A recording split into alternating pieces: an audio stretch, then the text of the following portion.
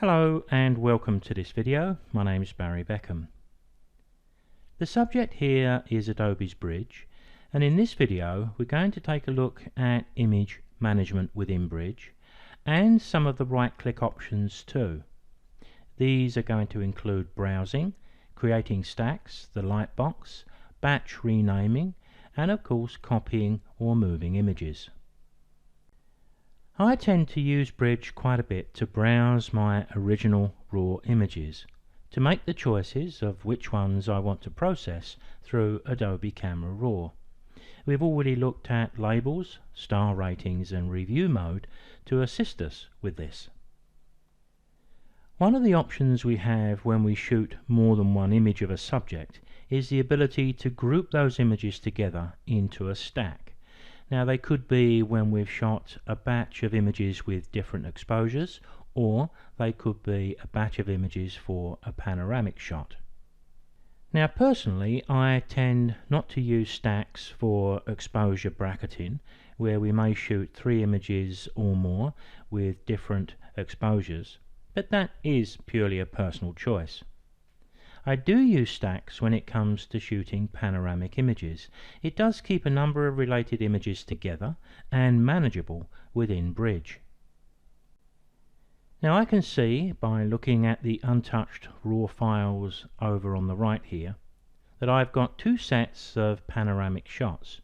I can tell that because what I've done is taken a shot of the grass before I started this panoramic set, and then another one to end it and to tell me where the next one starts.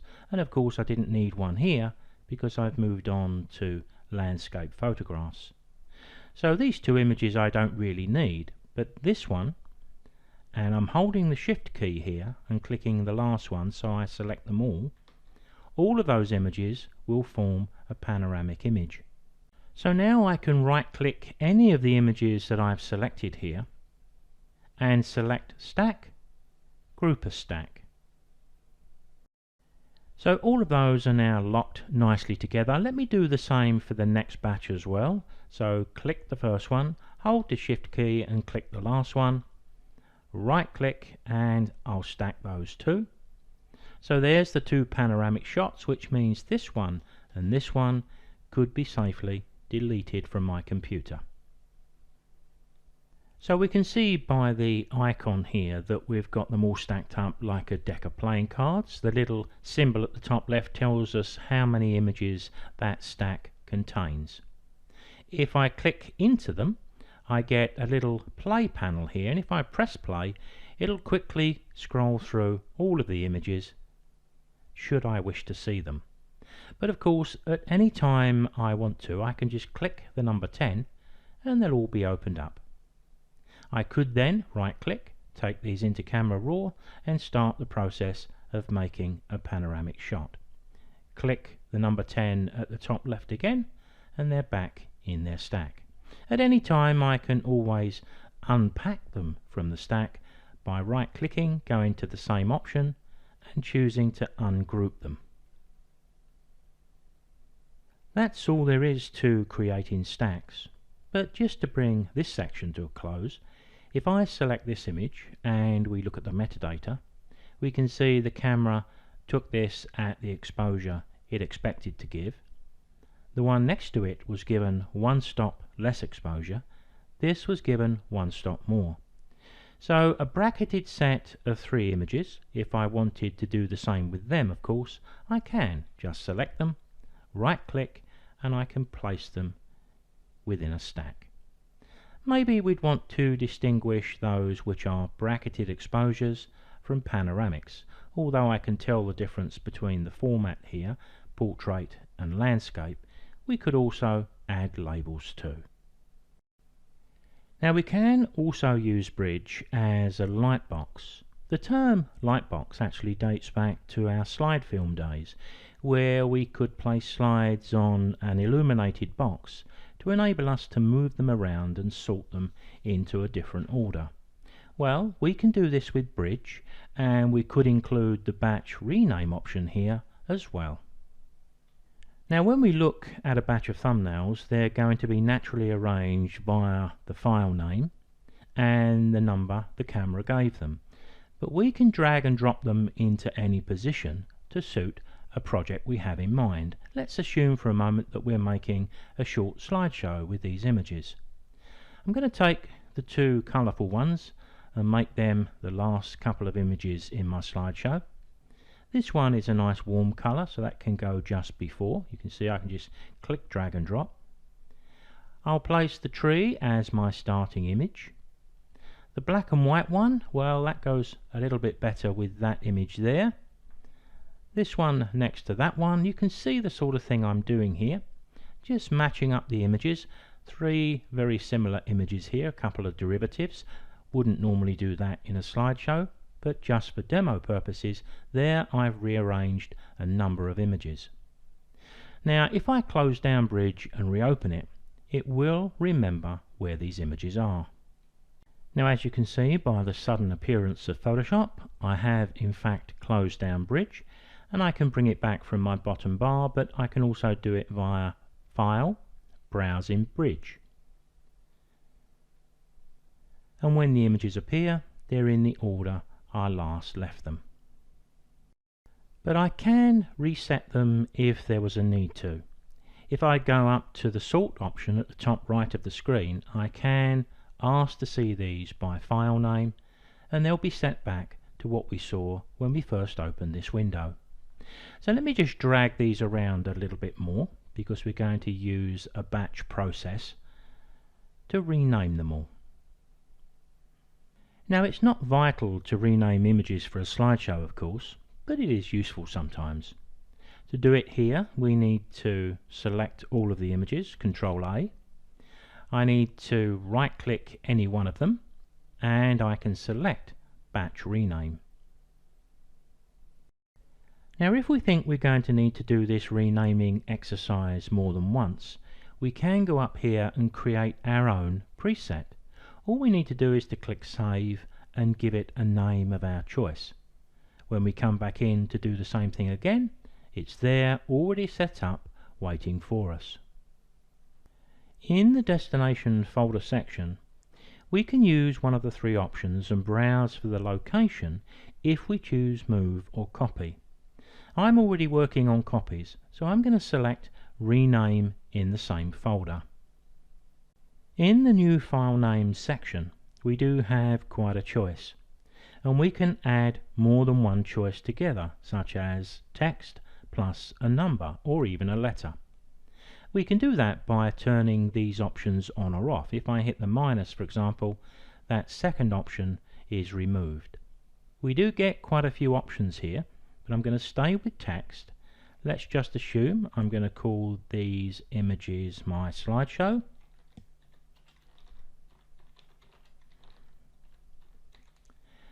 Now I'm going to put a number after the words my slideshow. So I need to hit the little plus.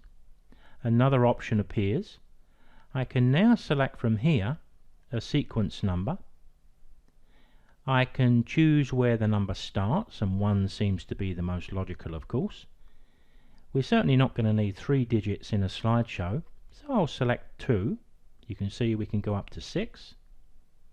Now I can make my change, but if we look down here, we can see the current file name and we can see the new file name.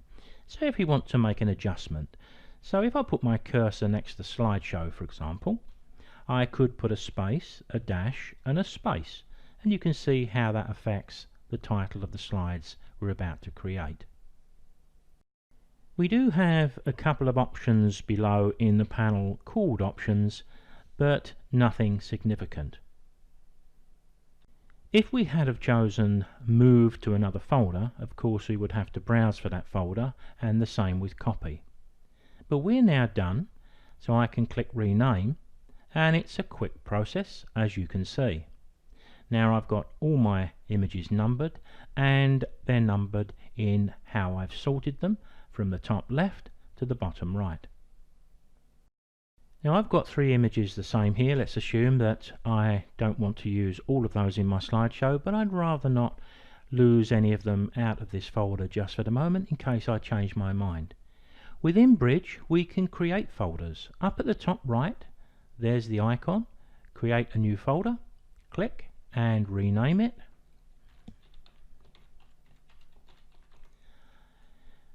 Now let's copy a couple of these into there, or we can just drag and drop first. So let's select these two, and I'm going to suggest we're going to use the color version. I can drag them in, and you can see what I've done. I've moved them from one place to another.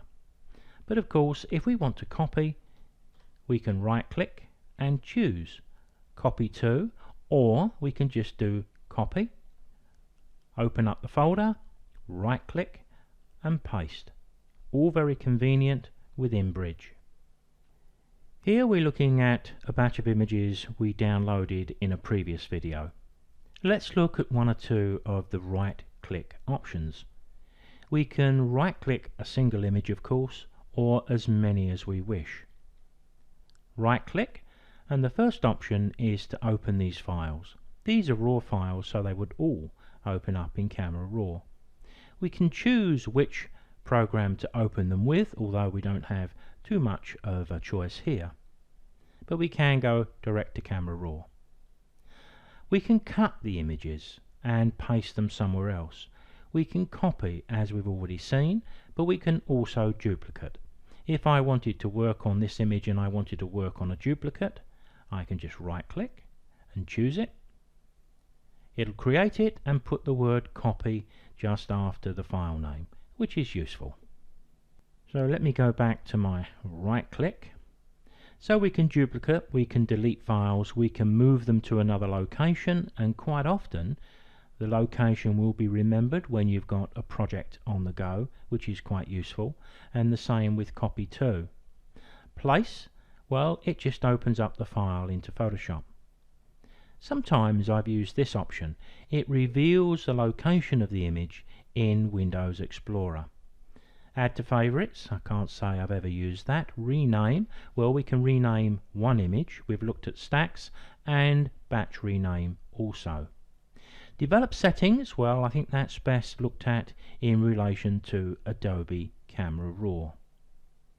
Develop settings is where we can make changes to one thumbnail and apply that to a whole batch, which could be a good thing to do with the images we're looking at here. But before we do that, we have to be in Camera Raw and we need to make those changes. So we'll cover this when we deal with raw file manipulation a bit later.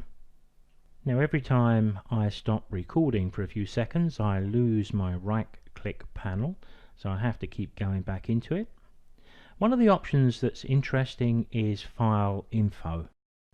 At the top you can see the name I put into these images when we downloaded them in a previous video, and also the copyright notice, but there's other information that could be useful too.